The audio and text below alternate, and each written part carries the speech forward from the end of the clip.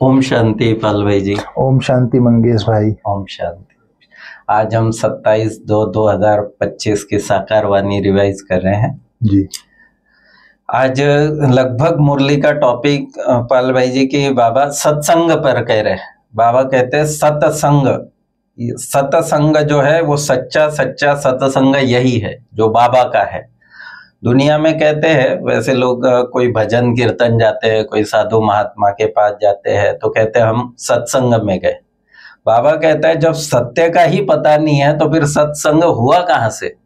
सत्य तो अभी आकर स्वयं परमात्मा स्वयं बताते हैं कि ये सत्य है, मैं इस प्रकार से हूँ, मेरा रूप ज्योति बिंदु स्वरूप है, मेरा नाम शिव है। तो इसलिए बाबा कहता है कि अभी तक जो भी संग हुए तुम्हारे वो सब झूठी संगत है, असत्य के संगत है, इसलिए तुम्हारी कभी भी उन्नति नहीं होती, इसलिए तुम गिरते ही आए। लेकिन अभी बाबा कहते हैं अभी संगम युग पर सृष्टि चक्र के अंत में जब सृष्टि परिवर्तन होना है तब मैं आता हूँ और मैं सत्य का परिचय देता हूँ कि मैं कौन हूँ, मेरा नाम क्या है, मैं कहाँ से आया हूँ।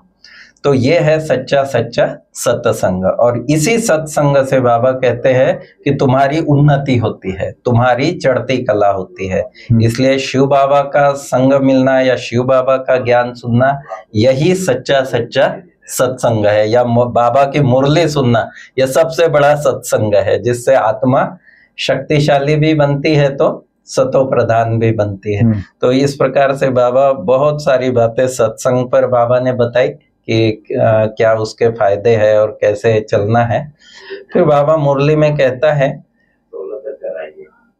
एकांतवासी का जो बाबा का चल रहा है, ये महीने का थीम है एकाग्रता और एकांतवासी। तो बाबा ने खास कहा कि एकांत में रहेंगे, जितना ज्यादा एकांत रहेगा उतनी एकाग्रता आएगी। और एकाग्रता से आज बाबा ने बहुत पावरफुल बात बताई कि एकाग्रता की शक्ति जितनी बढ़ती जाएगी तो आप दूसरी आत्माओं के संकल्प भी रीड कर सकेंगे कि उस आत्मा को क्या चाहिए या उसकी चाहना क्या है, उसके संकल्प क्या है। दूसरा बाबा ने कहा कि आपकी अगर एकाग्रता की शक्ति बढ़ जाती है तो आप अन्य आत्माओं को भी अपने जो शुभ संकल्प है वो भी उन आत्माओं तक आप पहुंचा सकते हैं। तो इस प्रकार से बाबा काफी मुरली में अनेक बातों पर बाबा ने समझाया है और खास करके सत्संग ही ज्यादा टॉपिक हाईलाइटेड है। तो मैं चाहूंगा कि अभी आप विस्तृत रूप से मुरली पर प्रकाश डालें। ओम शांति मंगेश भाई। ओम शांति। आज 27 फरवरी है। आज बाबा ने जैसे कहा सत का संग ज्ञान मार्ग में ही होता है। अभी तुम सत बाप के संग में बैठे हो, बाप की याद में रहना माना सत्संग करना। तो कहा जाता है God is truth, God is love. परमात्मा के लिए कहा जाता है परमात्मा सत्य है, ट्रूथ है। तो परमात्मा का संग करना अर्थात बुद्धि से उसका संग करना, इसको ही सत्संग कहा जाता है। क्योंकि हमारा जो योग है ये बुद्धि योग भी है, इसको राजयोग को बुद्धि योग भी कहा जाता है, क्योंकि हम लोग बुद्धि को एकाग्र करते हैं परमात्मा के पास तो उसकी याद हो जाती है, इसको ही सत्संग कहा जाता है। तो आज बाबा ने सारी मुरली सत्संग के ऊपर चलाई है। सत्संग क्या है, सत्संग से फायदे क्या हैं। तो बाबा ने आज कहा एक बाप के सत्संग में रहना ही सत्संग करना है। बाबा ने कहा फिर प्रश्न में आज सत्संग की आवश्यकता तुम बच्चों को अभी ही है, क्यों? उत्तर में बाबा ने कहा क्योंकि आत्मा तमो प्रधान, एक सत बाप, सत शिक्षक और सतगुरु के संग से ही सतो प्रधान अर्थात काले से गोरी बन सकती है। बिना सत्संग के निर्बल आत्मा बलवान नहीं बन सकती। बाप के संग से आत्मा में पवित्रता का बल आ जाता है, 21 जन्म के लिए उसका बेड़ा पार हो जाता है। एक सत बाप सत है, उसके संग से आत्मा में पवित्रता का बल आ जाता है, 21 जन्म के लिए बेड़ा पार हो जाता है। बाबा ने कहा ये सत का संग कल्प कल्प संगम पर बच्चे ही बैठते हैं, तुम बच्चे ही सत्संग में बैठे हो। सत का संग किसको कहा जाता है? सत्संग नाम अविनाशी चला जाता है। भक्ति में भी कहते हैं सत्संग में जाते हैं, लेकिन वास्तव में भक्ति में कोई सत्संग में जाते नहीं है। सत्संग होता है ज्ञान मार्ग में।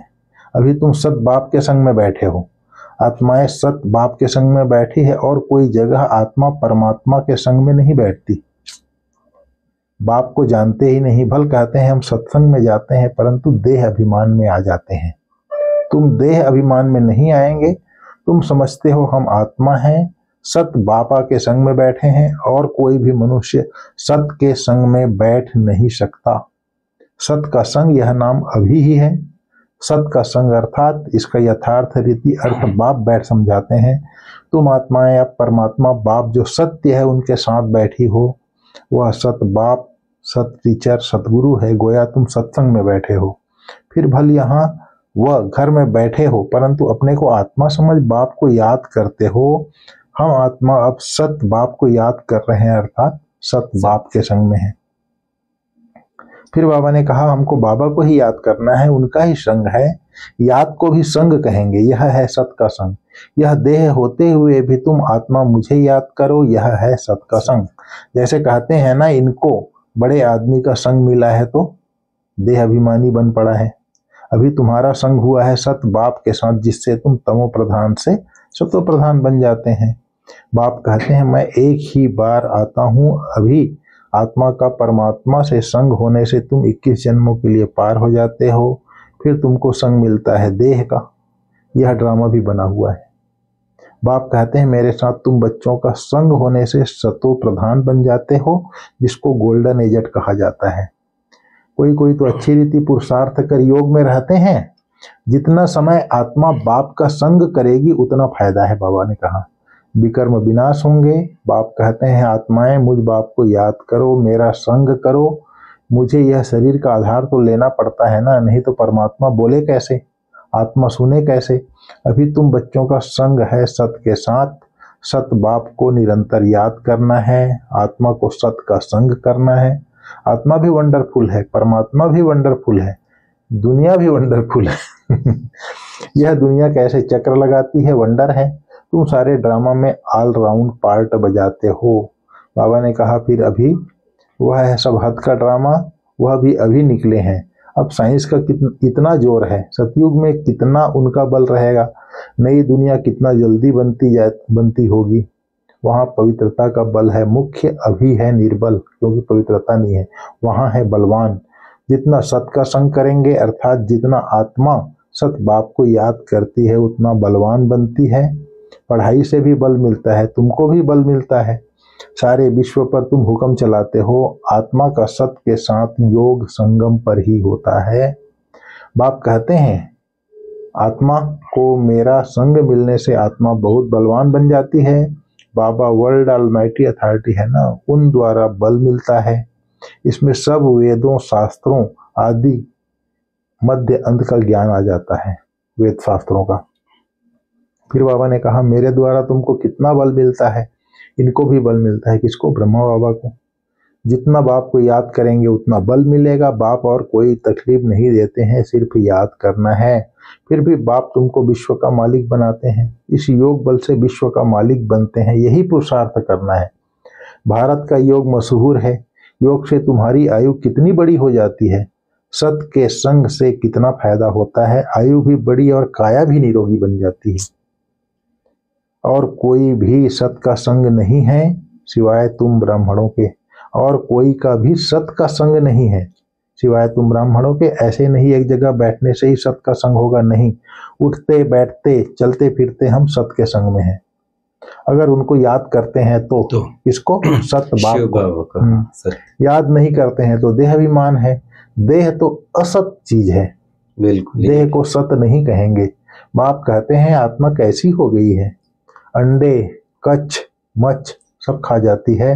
हर एक भस्मासुर है, अपने को आपे ही भस्म करते हैं। कैसे, काम चिता पर बैठ हर एक अपने को भस्म कर रहे हैं तो भस्मासुर ठहरे ना। अभी तुम ज्ञान चिता पर बैठ देवता बनते हो। सारी दुनिया काम चिता पर बैठ भस्म हो गई है, तमो प्रधान काली हो गई है। बाप आते हैं बच्चों को काले से गोरा बनाने, तो बाप बच्चों को समझाते हैं देह अभिमान छोड़ अपने को आत्मा समझो। बच्चे स्कूल में पढ़ते हैं, फिर पढ़ाई तो घर में भी रहते बुद्धि में रहती है ना। यह भी तुम्हारी बुद्धि में रहनी चाहिए। यह है तुम्हारी स्टूडेंट लाइफ। एम ऑब्जेक्ट सामने खड़ी है।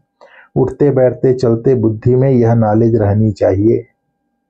बाबा ने कहा यहाँ बच्चे आते हैं रिफ्रेश होते हैं, बाहर से बच्चे माउंट आबू आते हैं ना, रिफ्रेश होते हैं, युक्तियां समझाई जाती है कि ऐसे ऐसे समझाओ। दुनिया में ढेर के ढेर सत्संग होते हैं, कितने मनुष्य आकर इकट्ठे होते हैं, वास्तव में वह सत का संग तो है नहीं।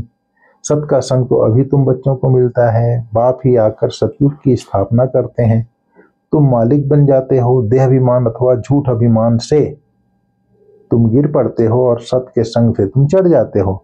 आधा कल्प तुम प्रारब्ध भोगते हो, ऐसे नहीं कि वहां भी तुमको सत का संग है, नहीं। सत का संग और झूठ का संग तब कहते हैं जब दोनों हाजिर हो। सत बाप जब आते हैं वही आकर यह सब बातें समझाते हैं। सत का संग और झूठ का संग जब दोनों हाजिर हैं संगम युग में तभी कह सकते हैं। जब तक वह सत बाप नहीं आए तब तक कोई जानते भी नहीं है। अब बाप तुम बच्चों को कहते हैं, हे आत्माएं मेरे साथ संग रखो, देह का जो संग मिला है उनसे भी उपराम हो जाओ। देह का संग भल सतयुग में भी होगा, परंतु वहां तुम हो ही पावन। अभी तुम सत के संग से पतित पावन बनते हो, फिर शरीर भी सतो प्रधान मिलेगा। अभी सत बाप द्वारा सारी नॉलेज जानने से उच्च पद पाते हो, फिर आधा कल्प बाद नीचे गिरते हो, क्योंकि रावण राज्य शुरू होता है। फिर बाबा ने आज कहा है, जितना सत का संग करेंगे उतना खुशी होगी। याद कम करते हैं इसलिए इतनी खुशी नहीं रहती है। बाप बच्चों को मिल्कियत देते हैं। जो बच्चे सच्चे दिल वाले हैं उन पर बाप का बहुत प्यार रहता है। सच्ची दिल पर साहेब राजी रहते हैं। अंदर बाहर जो सच्चे रहते हैं बाप के मददगार बनते हैं। सर्विस पर तत्पर रहते हैं, वही बाप को प्रिय लगते हैं। अपनी दिल से पूछना है, हम सच्ची सच्ची सर्विस करते हैं? सच्चे बाबा के साथ संग रखते हैं? अगर सत बाबा के साथ संग नहीं रखेंगे तो क्या गति होगी? बहुतों को रास्ता बताते रहेंगे तो उच्च पद भी पाएंगे। सत बाप से हमने क्या वर्षा पाया है, अपने अंदर देखना है।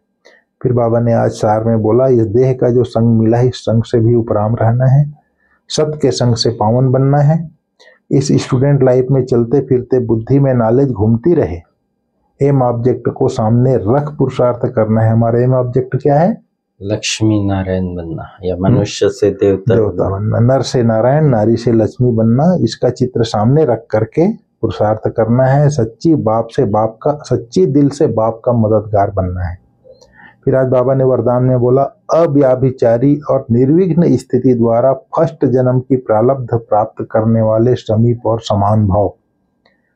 जो बच्चे यहाँ बाप के गुण और संस्कारों के समीप हैं, सर्व संबंधों से बाप के साथ का व समानता का अनुभव करते हैं, वही वहां रायल कुल में फर्स्ट जन्म के संबंध में समीप आते हैं। दूसरी बात बताई बाबा ने, फर्स्ट में वही आएंगे जो आदि से अब तक अव्याभिचारी और निर्विघ्न रहे हैं। निर्विघ्न का अर्थ यह नहीं है कि विघ्न आए ही नहीं, लेकिन विघ्न विनाशक व विघ्नों के ऊपर सदा विजयी रहे। दोनों बातें यदि आदि से अंत तक ठीक है तो फर्स्ट जन्म में साथी बनेंगे। तो फर्स्ट जन्म की पहली आत्मा है, उनके साथी बनेंगे। सारा विशेषता बाबा ने आज बताया।